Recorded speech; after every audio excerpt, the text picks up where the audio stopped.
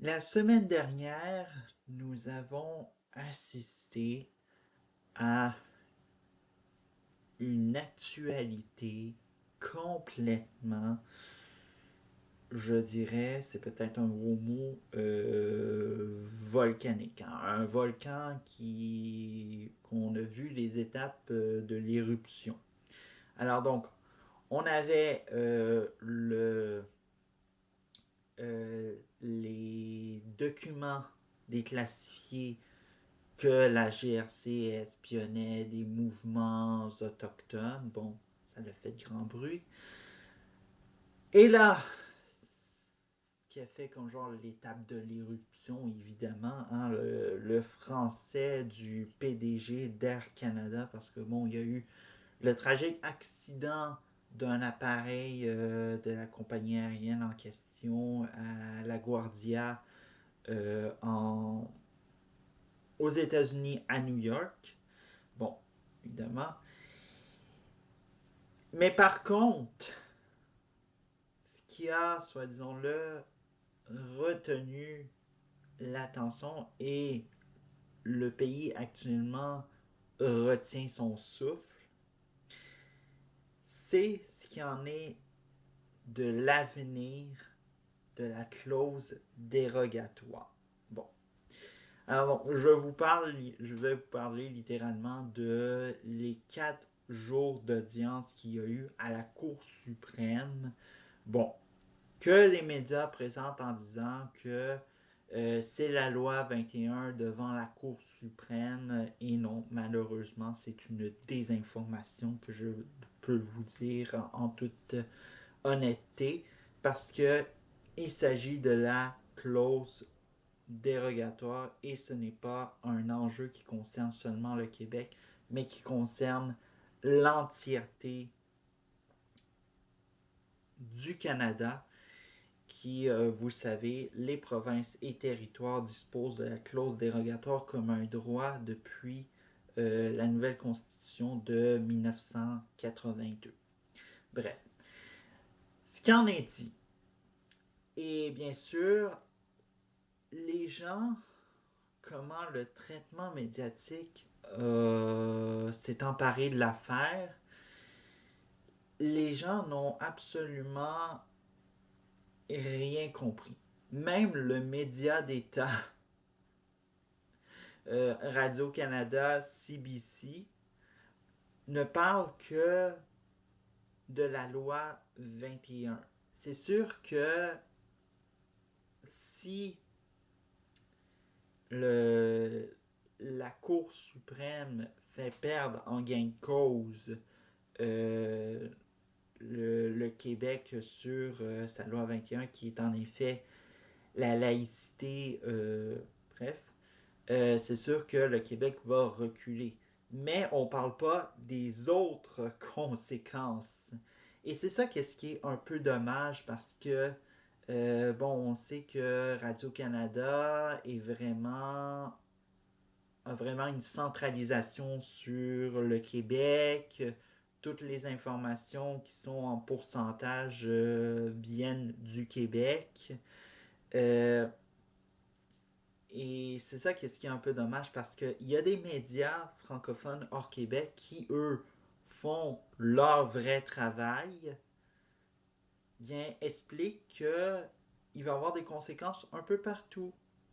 Et il va y en avoir dans les communautés francophones minoritaires. Et peut-être, bon, qu'est-ce qui va se passer du côté anglophone, on ne sait pas trop. Mais on sait que les médias anglophones, eux, sont vraiment biberonnés au multiculturalisme. Et eux, ce qu'ils veulent, c'est absolument que le Québec recule sur la loi 21, puis vont même sont pour le camp des demandeurs sur cela. Et rappelons que le camp des demandeurs, durant ces jours d'audience, oulala que ça va les bas. On a, soit disons-le, eu des exemples de trumpisme, de quelle communauté linguistique est la plus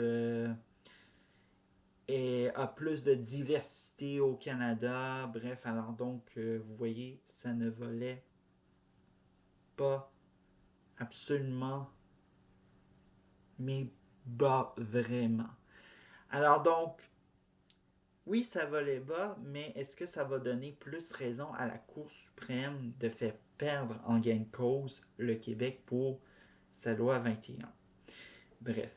Alors donc, mettons que la Cour suprême fait perdre en gain de cause le Québec et bien sûr sa loi 21, la loi sur la laïcité.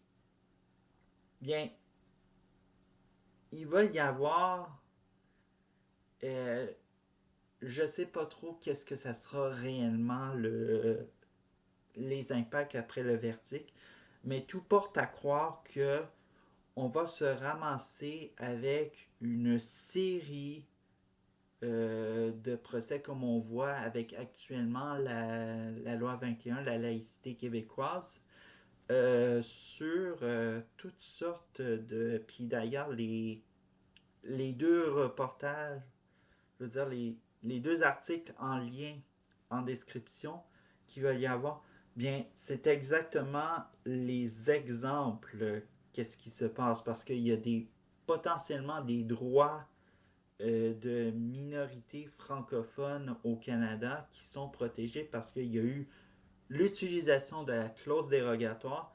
Et là, on va faire perdre le temps à la Cour suprême, et c'est ça qu'est-ce que malheureusement ces juges-là s'entraînent, à consacrer la majorité de leurs procès qu'ils vont avoir à classifier si la clause dérogatoire a été utilisée d'une bonne façon ou d'une mauvaise façon.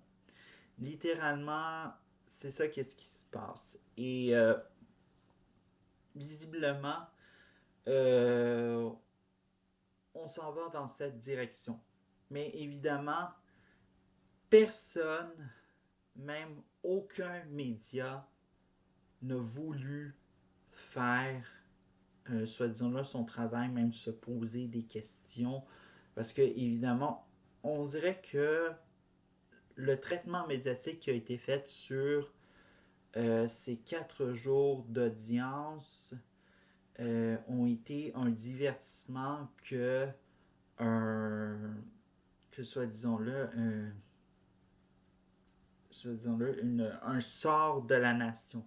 Parce que c'est évidemment de ça qu'est-ce qu'on parle actuellement. On parle de l'utilisation de la clause dérogatoire qui va être, bon, on sait que, bon, c'est le parti de Justin Trudeau, hein. On savait très bien que Justin Trudeau, c'était un centralisateur, et puis lui, les droits de telle province ou de tel territoire, lui, il s'en foutait carrément. Et là, on a Mark Carney qui continue Mais c'est presque un débat pour savoir est-ce que la centralisation du, euh, du gouvernement canadien va réussir à faire taire. Et puis la loi 21, c'est juste un exemple parmi les cas pour faire peur aux autres provinces et territoires du Canada pour dire que s'ils osent utiliser la clause dérogatoire de manière, on peut dire oui, il faut avouer que des fois, la clause dérogatoire est utilisée d'une manière assez abusive, mais s'ils utilisent la clause dérogatoire de manière... ça va devenir très difficile si comme je le dis, si le Québec perd sa cause devant la Cour suprême. Donc voilà actuellement ce qui se passe au Canada. Alors donc on ne sait pas quand la décision sera rendue pour en ce qui a trait de cette bataille comme on dit, de la loi 21 devant la Cour suprême du Canada.